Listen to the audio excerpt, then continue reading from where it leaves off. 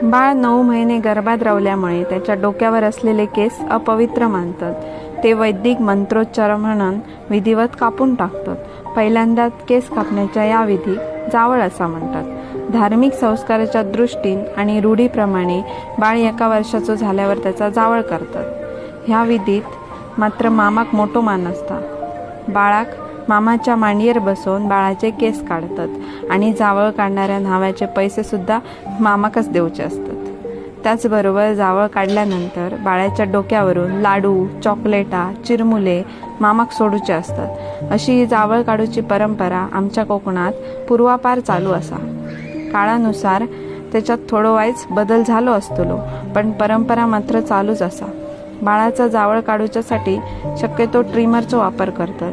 धारदार कैचीचो किंवा वस्ताऱ्याचो बाळाक त्रास होऊ शकता, पण आमच्या न्हाव्यान जावळ काढताना वस्ताऱ्याचोच वापर केला. युगचं लक्ष दुसऱ्यांकडे गुंताक होया म्हणून आम्ही त्याका मोबाईलमध्ये गाणी लावून दिलो. आमच्या युगने डोक्या पण व्यवस्थित पकडलेल्या, जास्त हालचाल करूक नाही म्हणून जखम पण जास्त जाऊक नाही. आणि अशा प्रकारे आमच्या युगचं जावळचं प्रोग्राम व्यवस्थित पार पडलो बाबा एकदाचो. ह्या व्हिडिओमधून तुम्ही तर बघू शकतात कसं जावळचं प्रोग्राम पार पडलो तो.